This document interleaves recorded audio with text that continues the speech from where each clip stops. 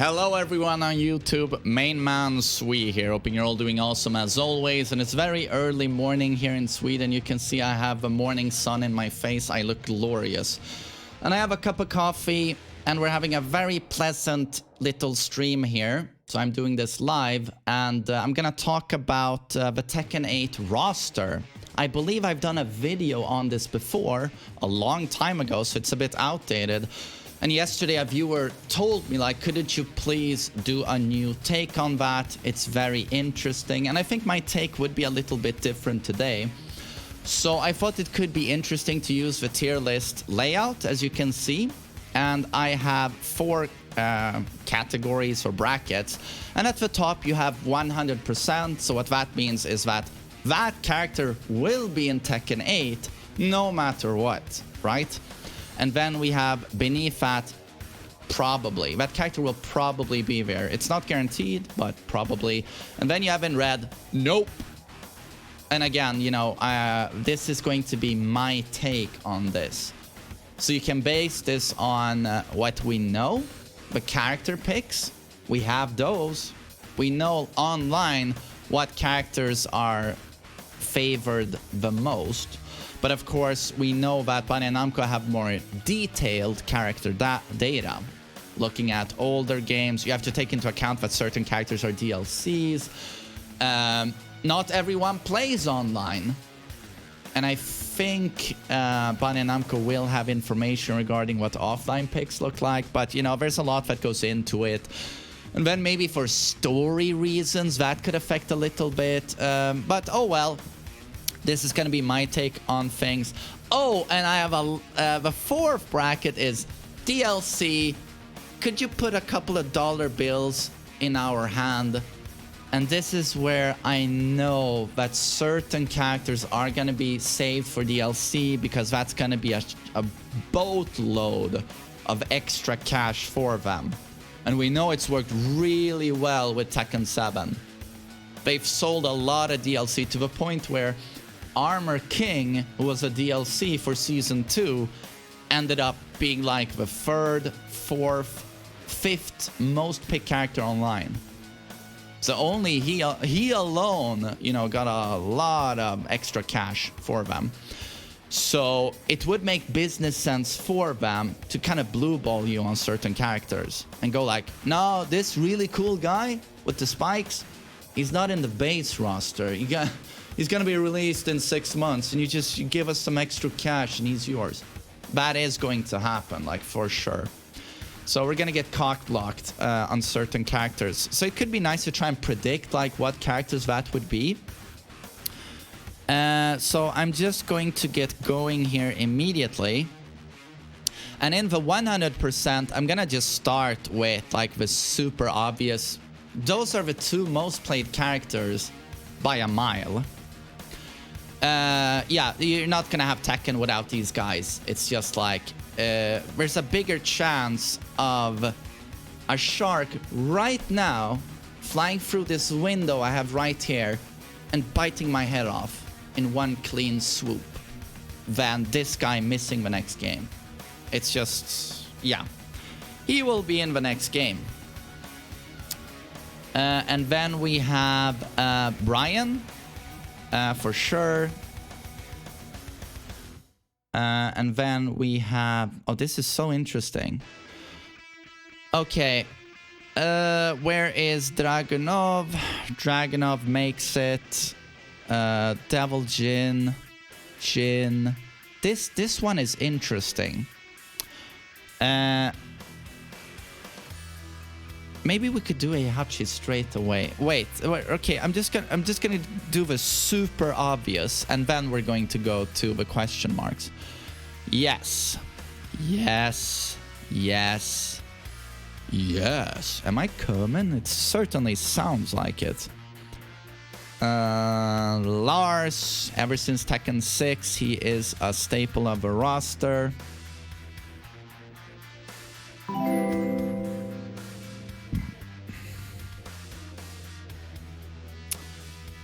Let's see. Yes.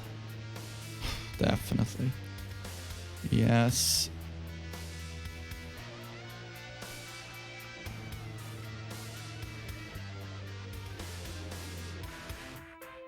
Sorry, I'm using cheats.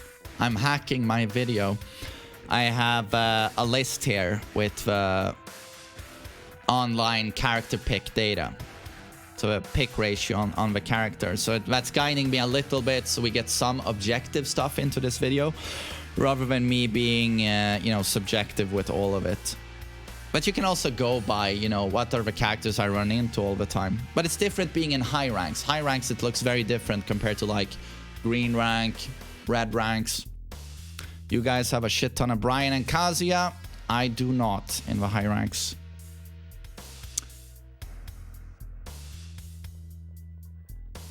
Okay, you know what? I'm just gonna skip the list. I'm just gonna go... Because I kind of know this. Yes, she will obviously be in Tekken 8. Alisa will be in Tekken 8. Yo. Is Yoshimitsu gonna be in Tekken 8? Kuma, although this is like one of the least picked characters by a mile, Kuma never misses a Tekken game. And this is interesting because even Jack missed a Tekken game. And that was Tekken 4, where they tried to make it more gritty. Just teeny tiny bit of more realism. And I think they believed that Jack would be too jarring. I think he would contrast too much with the style they were going for. But Kuma made it into the game. And Kuma sees no picks whatsoever. But it's basically a Tekken mascot. Mascot. Is that a correct pronunciation? I hope so. So they will be in the game. And then Lee will be in the base roster. Oh, Eddie is interesting. What does his pick rates look like? Well, Eddie or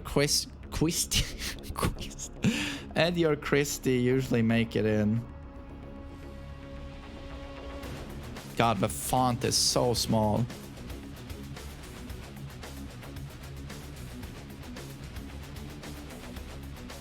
What the fuck? Where's Eddie? I would think he's pretty popular, but I can't even see him on the goddamn list.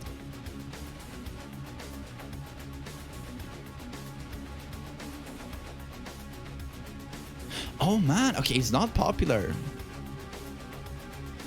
Number 41. But now that I think about it, I actually see him very rarely in Tekken 7. Whereas in Tag 2, all over the place due to being, well, kind of busted. So that's interesting, but again, he feels like a Tekken icon. So this is gonna represent Eddie or Christy. And he doesn't miss Tekken games. So I think he's gonna be in.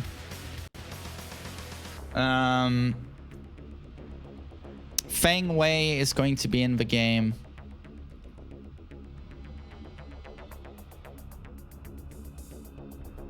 Leo is going to be in the game.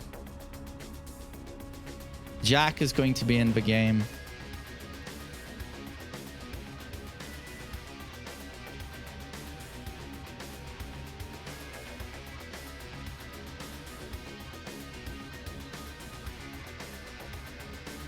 Okay, now is the point where it gets actually interesting. So I'm gonna do the nope first. Akuma is not going to be in Tekken 8. And this is because Capcom, I would think like reasonably, these licensing of characters, allowing characters to be guest characters in other games, you wouldn't say, hey, you're allowed to have him 2 games in a row, because that sends the signal to the player base that, oh, so if I want to enjoy Akuma, I can play Tekken now. He's a staple in the Tekken universe. I don't have to play Street Fighter to enjoy Akuma, and that's one of their absolute biggest characters in terms of popularity. So that's not going to happen. It was a very interesting experiment. People love to shit on 2D, and God knows Akuma can be obnoxious to go up against. And for example, when I play, if I go up against like a 10 out of 10 player, Akuma is busted. He just is. He just on paper, he's busted. He's too strong. But oh well, you know, they have to be very strong players. I would have hoped we could have gotten another update to nerf Akuma. Geese also needs nerfs. The entire top 10 needs nerfs. But I feel like people are so negative, and well, that's you know, the internet in general. People, I don't know. It just saddens me how people just go, it's trash, trash, trash. And I'm like, well, I can see where you're coming from, but can't you see how incredible, what an incredible job they did bringing that guy to Tekken?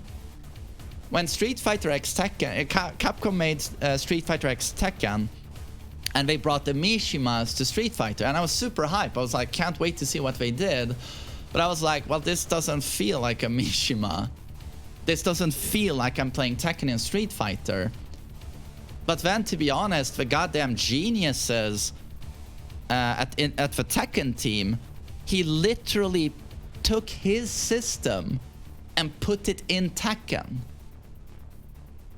He has his jump system from Street Fighter. He has his focus attack FADC cancel. He cancels normals into specials, specials into supers, EX, invincibility, raging demon. He has a meter, for God's sakes, in Tekken. And yes, the balancing was difficult, but still, I feel like, my God, what an incredible challenge it was for them, and what a great job they did. It wasn't perfect, but my God, what a risk they took as well. You know, we've done, and you know, the Hadouken. What a risk, you know. We've done Tekken for all of these years. Tag 2 failed. What can we do with Tekken 7? How can we hype people? Fucking Akuma joins the battle and the story mode, and he brings fucking Street Fighter with him into Tekken, the 3D space. I feel like people are so overly negative on this, and don't... You can shit on Bandai Namco for many things they did, like charge for frame data, and now $120 for Definitive Edition. What the hell is that? Netcode was never good. But in terms of this, they were very gutsy. They showed a lot of courage, and they certainly showed a shit ton of creativity and ingenuity, making sure that Akuma didn't go into Tekken and just become a Tekken character. No, he fucking brought Street Fighter with him. And I feel like no one really talks about that, and I feel that's kind of sad. So sorry for that. You don't even play Street Fighter. No, but what does that have to do with this? I've played a bit of Street Fighter. I really like Third Strike. In my opinion, is the best Street Fighter. So okay, he's definitely not gonna make it to Tekken 8, and then we can just add up this. For the same reason, that's not gonna happen, but I love Geese. I actually wouldn't mind Geese in Tekken 8 at all. I love Geese. He's probably my favorite fighting game character. I would actually... I mean, it's hard to say that I would put anyone above Kazuya, because Kazuya to me reflects Tekken. He basically is Tekken. But I love Geese Howard, and he's the first character I ever played in a fighting game. This is before I played Tekken 1, actually. I played in arcades, Real Bout Fatal Fury Special. It's the first fighting game I ever played, and Geese Howard was playable. And I played him, and I still remember how badass I thought he was in his, you know, bare chest and his red man skirt. And then I did that throw, you know, his command throw, back 1+2, where he throws them far, and he throws his hands around like that. He still had that animation, and I was like, man, it's just so badass.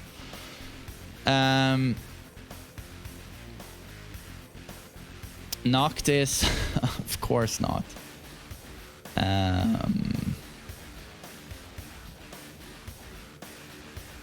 Okay, that's it for like guests, right?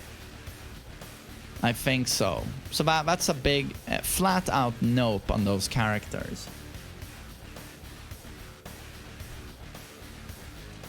Now, Heihachi is an interesting conversation because he died in in the story mode of Tekken 7. So he's dead, like, canonically. Is that a word? I hope so. So this leads a lot of people to say, like, oh, so now he's going to miss Tekken 8. But you have to remember that Kazumi is dead in Tekken 7, and she's relevant to the story in flashbacks, right? And they're going to do the same to Heihachi. In the Tekken 8 story, you're going to have flashbacks to Heihachi where he will be playable in a fight. So it's going to be exactly like Kazumi, and he will probably be part of the base roster. Or, and this could be controversial, they say, oh, he's one of our biggest names and he's dead, but you can unlock him through DLC with $6. They could go that route, but I wonder if they are cheeky enough to do that. So my guess is, just like Kazumi, flashback in the story, playable in the base roster. I don't see them being corny. I wouldn't put it past them, but I hope they're not corny enough to, at the start of Tekken 8, you have Kazuya just standing there, oh my god, you know, at the volcano, and Heihachi comes out of lava like ogre lava Heihachi, and he's 12 feet tall and goes roar, roar. You know, I really hope they don't do that. But so yes, I would put him there. I would put him there. And now it gets interesting. I believe Kazumi is going to make it into the base roster. She's just way too popular. She's enormously popular within the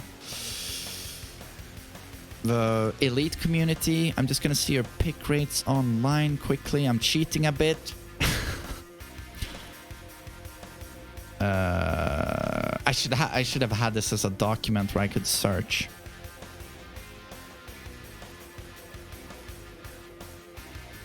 Oh man, she's actually way the fuck up. So, and in my opinion, probably one of my absolute favorite original characters for Tekken 7. They did a wonderful job, and I'm sure they know they did a wonderful job. Like, man, she really works, and she brings something different to the female roster, in my opinion. She's a bit more classy, elegant, very reserved in her fighting, very fundamental. So it's a no-brainer to put her in. But just like Heihachi, they could do this. But I think she'll be part of a base roster. I think it's one of those characters where probably enough people are going to be disappointed not seeing her with the base game. So she's going to be part of a package they want to initially sell, I think. Is there anyone else here where I go like, Armor King is an interesting conversation. Again, he was not part of a vanilla package for Tekken 7. He was DLC. But dear lord, is he popular.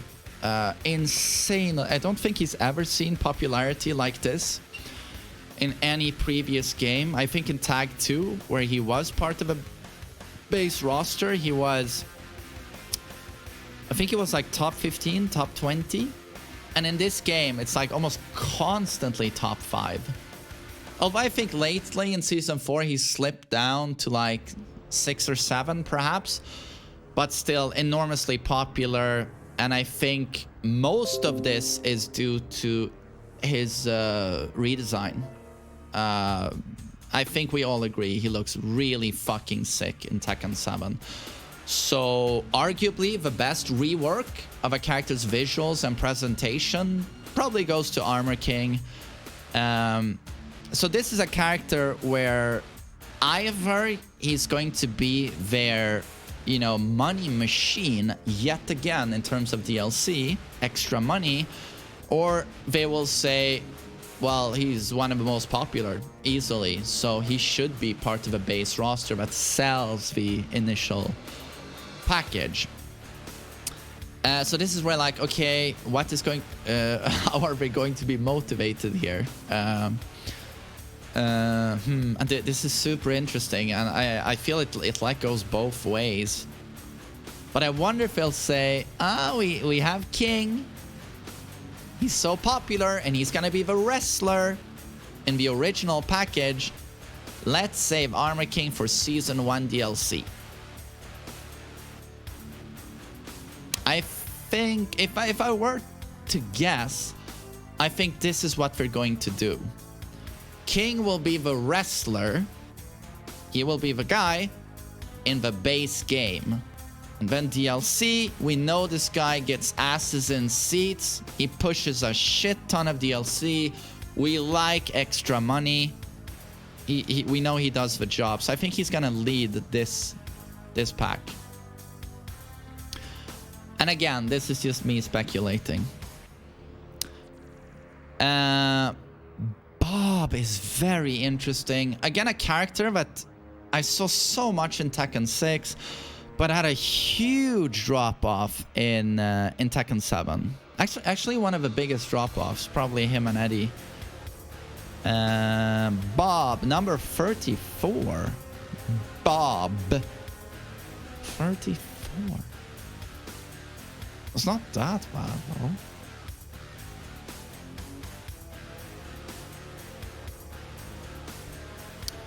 Okay, well, I'm just gonna wait with Bob. And this is interesting. Like, I think Leroy will be base roster. Enormously popular. Like, and his visuals, his presentation, like, enormously popular. Just needs a little bit of a rework, to say the least. But I think he will be base roster. I think so. And I would not be surprised if Lydia also is base roster. Again, could be a controversial take, but would not be surprised. Kunimitsu, I think, will yet again be DLC. Gigas, I think, is gonna nope the fuck out. I'm gonna have to cheat a little bit again.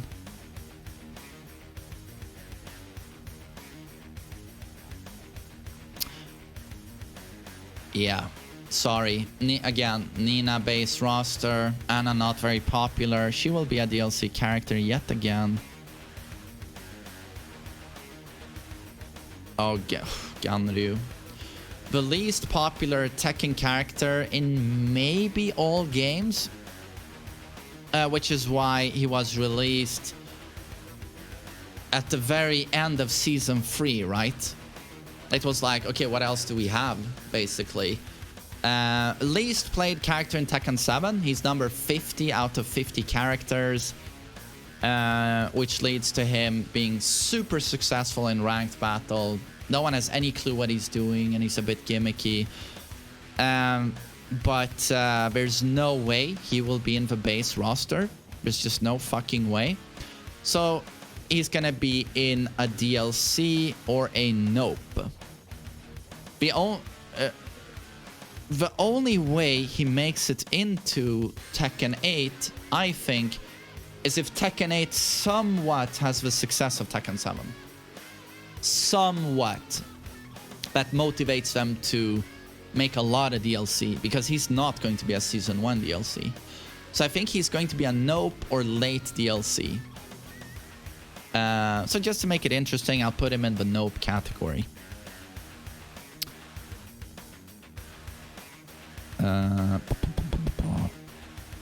Oh, wow. Oh, right. Eliza.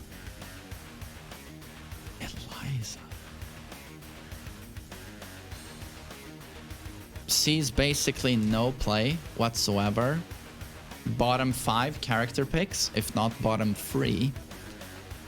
Wow. Will she be a DLC, perhaps? This is where they have to make a creative decision like, well, she's our 2D character. Do we want to preserve 2D in the game? Do we want 2D in the base game? But mostly they get from the hardcore neckbeard fans. We hate 2D. We hate 2D. Which is why Michael Murray once said that we're very careful in terms of buffing Eliza because of how much flack they get for the 2D. And then it turned out that, oh, the Eliza community, they were kind of wrong. She's not bottom 10. She was like top 10 for a while, or top 15. Oh, that was funny. How the Eliza community didn't understand their own character. It wasn't until Pakistan and Arslan said, okay, I'm gonna try Eliza. Oh, she's top 10. It was super funny. And the Eliza community were like, top 10. That made me laugh a bit. But it was the same with Akuma. You know, even Ni, it's like, oh, well, even Ni. Steve is dead. Steve is dead. Yeah, he's never said weird things. But you know, Ni was like, oh, it's inconsistent. Akuma is bad. You know, you had only Riksta and Punko playing him in tournaments. But Riksta for many years. And then Pakistan were like, have you seen Akuma down 2? 12-frame launcher into death combo. And the community were like, well, that's a combo starter? What?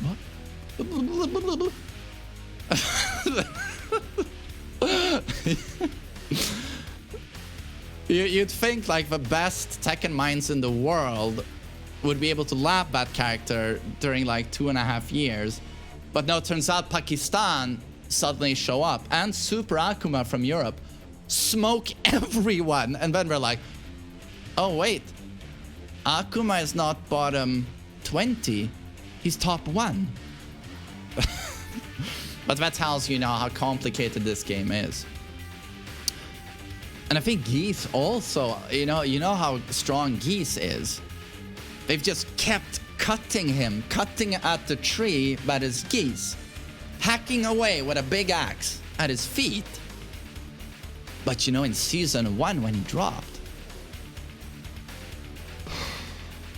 and people said like, he's probably mid-tier.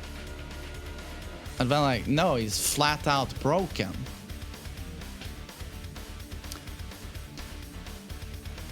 So yeah, it's very interesting how the meta can change. Where were we? I put Ganryu there. Oh god, then we have interesting things like Josie. These two are interesting. The sex changes. Bruce getting a vagina. Master Raven getting a vagina. I've really grown to like Master Raven, actually. Really like the gameplay. I do like the design. She's kind of badass. I've grown to like her. I used to dislike the character. And I feel like that gender swap was not only there to try and, you know, reignite some interest in characters that didn't see a lot of play, but also there to fill a gender quota, I think. They wanted a certain amount of females in the game. So if they made it to Tekken 7, it feels likely that they will make it to Tekken 8. I'm just gonna count this quickly. 2, 3, 4, 5, 6, 7, 8, 9, 10, 11. Då har vi 22 plus 9. So I'm at 31 characters. How many characters were in the base game of Tekken 7? Was it like 35? So that's something we have to keep in mind as well, like if you want to be reasonable here. We're probably going to try to match a Tekken 7 starting roster in terms of the amount of characters. Oh, Eliza, right. Oh, 36. So we're going to add 5 more to this, I guess. 5 more characters are going to make it into here. Oh, Eliza. Sorry, did I place her? Right. Are we gonna keep 2D? TLC. I'm gonna put it in. It's gonna be DLC or nope on Eliza. She's like bottom 5, bottom 3 in character picks. There's no popularity, and they only get flack from the very, very vocal elite community on Twitter. So I'm guessing nope or DLC. And now we are with the unlovables. Fakum Ram is actually very popular.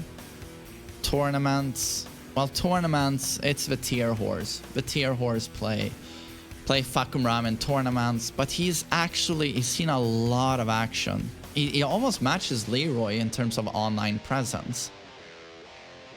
And lately, I've seen way more Fakum Ram than Leroy. Way more. But I think it's just because I play in high ranks and they want to mimic the tournament scene. And in the tournament scene, Fakum Ram has way more presence than Leroy. So it just reflects that, I think. But Fakum Ram sees a lot of play. So will he make it to the base roster just like Leroy? We have to fill 5 more slots. I'm just gonna put him here. Claudio is actually kind of popular. I could see that. We have to put 3 more. Bob? I'm at 30. Now I am at 33. Okay, so now it's gonna be 3 more to make it to 36. So 3 of these should go into the base game.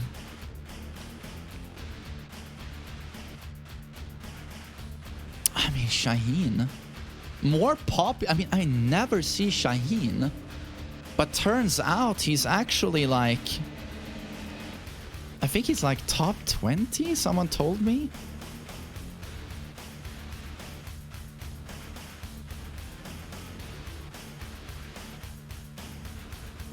Yeah, it's like top 22.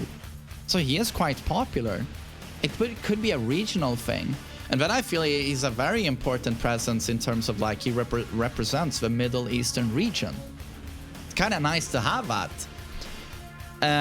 So yeah, Shaheen. Okay, so 2 more. I would say Miguel makes it. Miguel, I mean, I do want to see how popular he is as well. But, you know, he makes it into the games. I also... Miguel 21, Shaheen 22. Yeah, definitely. Those will be in the game. And now it gets really difficult. You will be DLC. You are not popular. Extremely popular among... pro players due to her strengths in her gameplay. But yeah, she's not popular. Not played at all. If you look at, in general, across the community. Just sees no gameplay whatsoever, basically. Made it very late into Tekken 7. So I think she will yet again be DLC. I do like her redesign a lot. And notably was the starting character pick for notable FGC members from outside Tekken, big streamers coming into Tekken. What's the character I play? And the meta was to play Zafina. You saw this with Leffen, Sonic Fox, Infiltration. They all went with Zafina. And then they all said, oh, look, I got Tekken God Prime in 2 weeks. God, I'm fucking good. Well, I have to tell you, there's a difference getting that character to that rank, or let's say Jin, or King, Brian.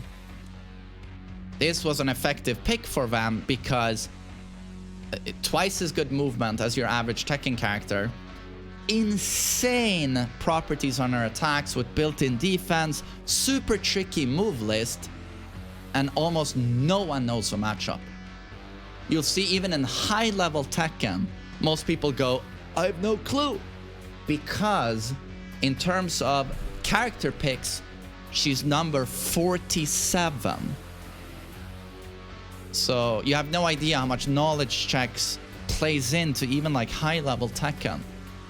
If no one plays a character and a character has 100 moves in their move list, 99% of players go, what's going on?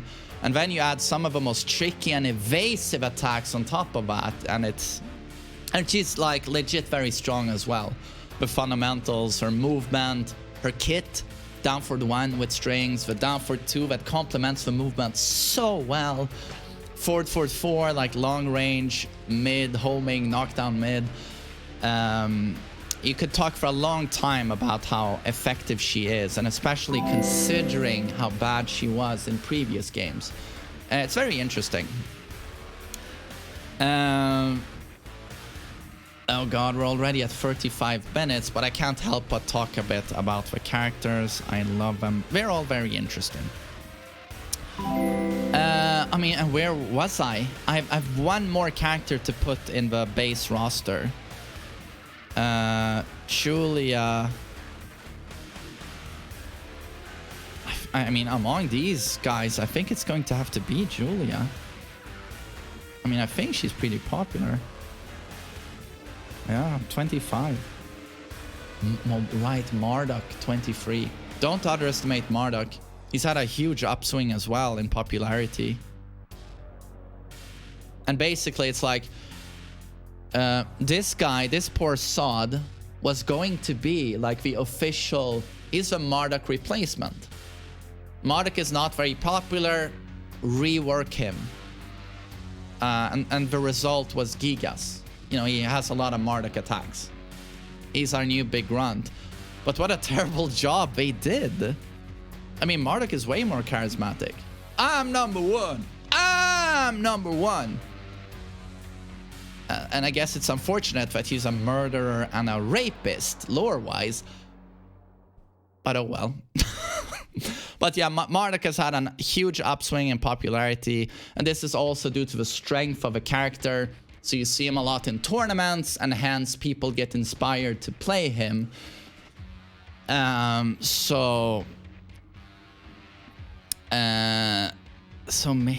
this is difficult. One of these. Oh god, but now we have too many characters. Oh wait. No, were both of those in the starting roster, or was it like this, like a skin swap? Is Panda included in the number 36?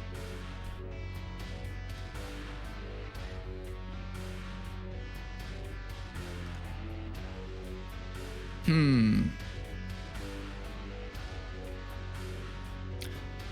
Lei will be DLC. He's iconic, but he's not going to be in the starting roster, no matter how much people cry. Well, maybe people cried so much that we're like, oh, we don't want people crying again. So we'll do that. But basically the community says, oh, I want him in my character select screen. It doesn't feel the same. But why add him if no one plays him? Get what I'm saying? He's so iconic. He should be in the character select screen. Yeah, but you don't play him. Right?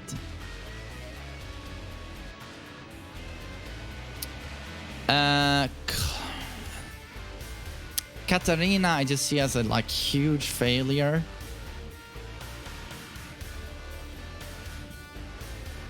$31. No, I don't believe in Katarina. Maybe DLC. Lucky Chloe, 37. And this is so like Japanese, like did I say K-pop? No, J-pop. What do you say? J-pop, K-pop. That's Korea pop. So culturally feels very relevant, I guess, for them. And Harada said that she is more popular in the US. But still, she's number 37. A lot of people really dislike her.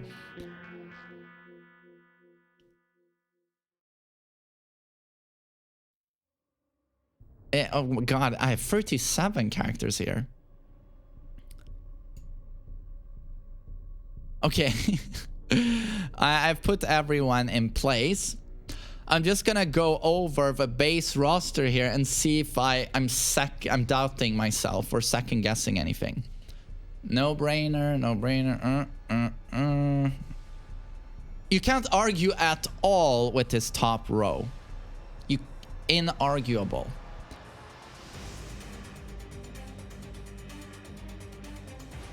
Yeah, can't argue with the second row at all.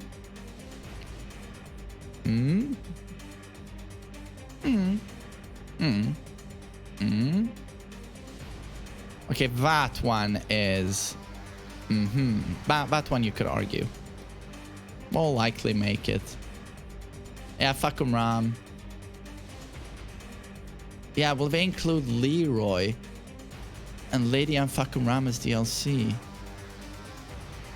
Lady is more likely because she helps with gender quota. And she's very unique as a female character. He's not. You have Josie.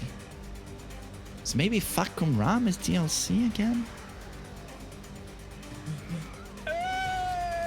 Claudio, Shaheen. I think these will be starter characters. Probability for T8. I'm gonna move fuck 'em Ram to DLC. I think these are more likely to be starting characters.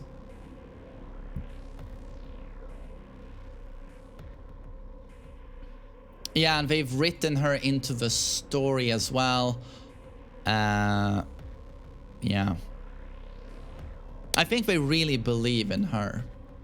They're pushing her pretty hard. Lars, thank you so much for 14 months, man. And Lord Storm, thank you so much. And Imad, thanks. Okay, I'm just gonna go through this row again. Yes, yes, yes, yes, yes, yes. Mm-hmm.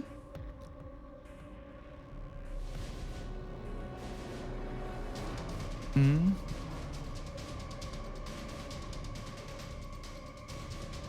But now I'm at 35. Did I just take it to 35?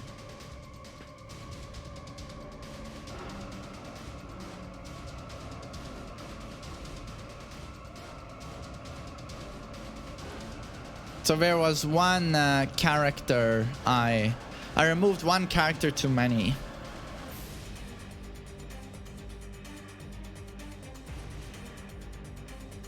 So Bob, yeah, Bob makes it. 33, 4, 5, 6. That's 36. Oh, I didn't even put anyone in problem. I didn't even use that category. Nice. Is this a possibility, perhaps?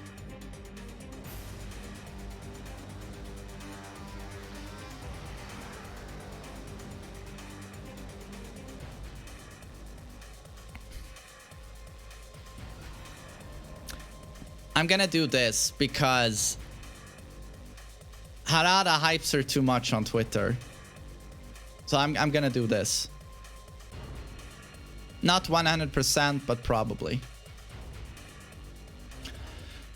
And these are a big ol' nope. Yeah, I think Gigas is dead. Or should he go into probably?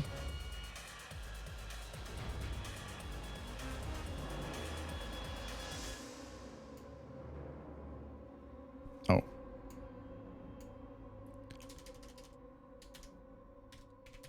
That's going to be more reflective. Maybe. I'm putting him into maybe. And these guys are just yeah, big old nope. Not happening. And again, you know, if, you know, a miracle happens, well, miracle, you know, things play out really well. You know, the sky's the limit in terms of seasons and DLC. I guess Gunny has a chance, but I don't see, I just don't see it.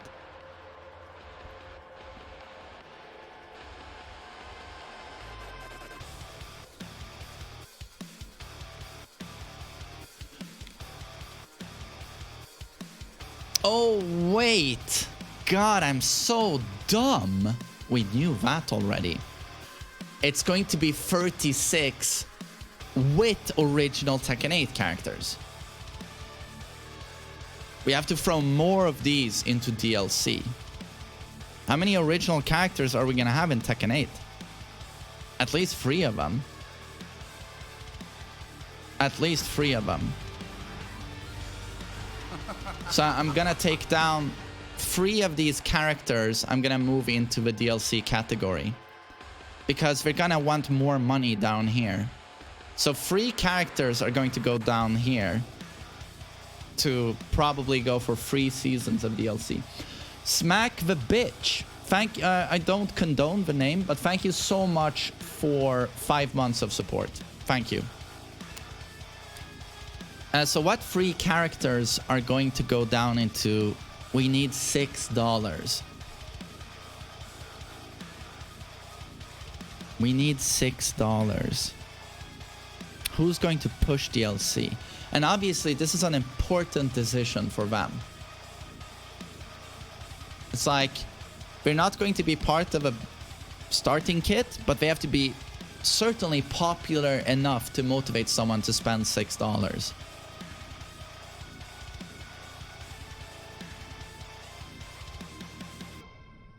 Yeah, let's say Marduk again is DLC.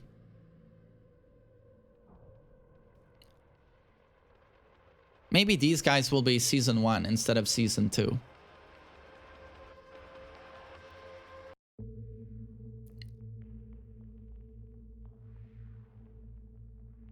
God, we gotta remove 2 more into DLC bracket. Could you imagine like the balls on them if they did something like this? Jin is the main protagonist of the story, you know? Starting Tekken 8, it's all about Jin fighting the evil, you know, in the story. Oh, you like Devil Jin, which I'm sure you do because Devil Jin is top 8, 9 in terms of character picks.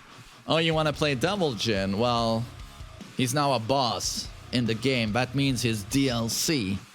You got $6, sport? So yeah. That would be this would be like super ballsy, and you know he's redesigned. He's got this aura. You know he's DLC now, so he has an aura, and his hell sweep fucking launches like Lee's blazing kick. You know he's DLC now.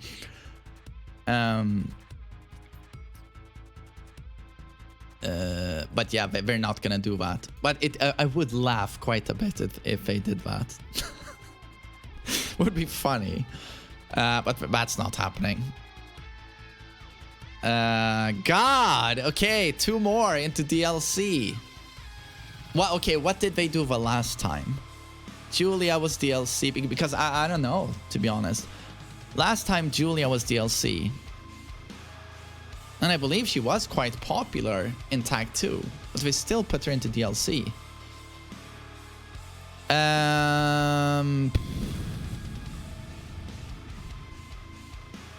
This is so difficult. Is Leroy going to be DLC again? It could Kazumi be DLC. Kazumi or Heihachi would be a cool move. And of course, give us some cash move.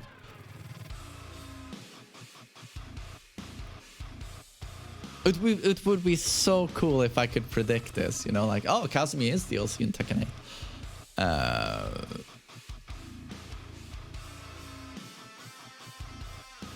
Alright, Paul DLC. He's just the most popular character in every Tekken game. That would be shooting yourself twice in the foot, putting him as DLC. That guy sells Tekken. You can't put him as DLC.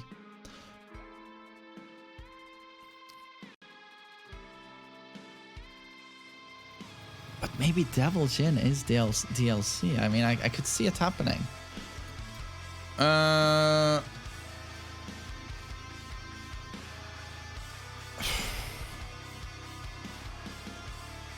God, 1 more character has to go into DLC. This is super hard. I don't know who to pick. Let's go by data. I see gonna Kazumi cheat. as DLC character, because her story between Heihachi and her has been told in T7. Maybe with a devil transformation to raise her more as a worthy DLC. Outside of Kuma, which we know just has plot armor, he's Khaleesi. Up until season 8, I guess. McQueen. Master Raven is the least popular character here, outside of plot armor characters. And I don't believe she has plot armor. So maybe we're thinking, oh, the redesign didn't help. But she does fill the gender quota. And diversity quota in many ways, also. Lack of black characters in this game. But yeah, she's 44.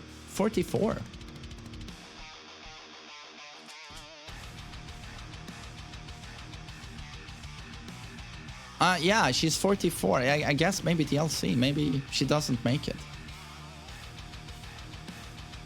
Is she the only black woman? Yeah, I believe so. But my hope is that, you know, we got a Middle Eastern character in Tekken 7. My hope is Tekken 8, we get a, like, African continent character.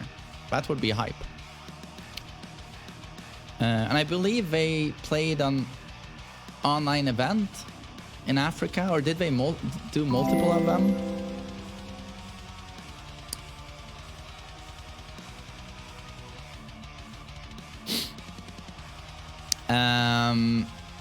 Yeah, I guess this is where I would leave it. And this took 52 minutes. But there were a lot of interesting conversations here, I feel. And when Tekken 8 finally drops, or we see like a location test and we see what the roster looks like, I'm gonna look back on this video and see how much did I get, how accurate was I, but I'm sure I'm, you know, maybe halfway there. Probably a lot of these are going to be miscalculated, but I'm happy with this list. Yeah. Why Dragunov not in DLC? Because he's very popular. He's a very popular character. That's why he's not in DLC. What conflicts do you think will be important for Tekken 8? Do you mean story-wise? I think the conflict between Jin and Kazuya, if you ask me, it might play a role in the story of Tekken 8. It's just my guess. But oh well, happy with the list.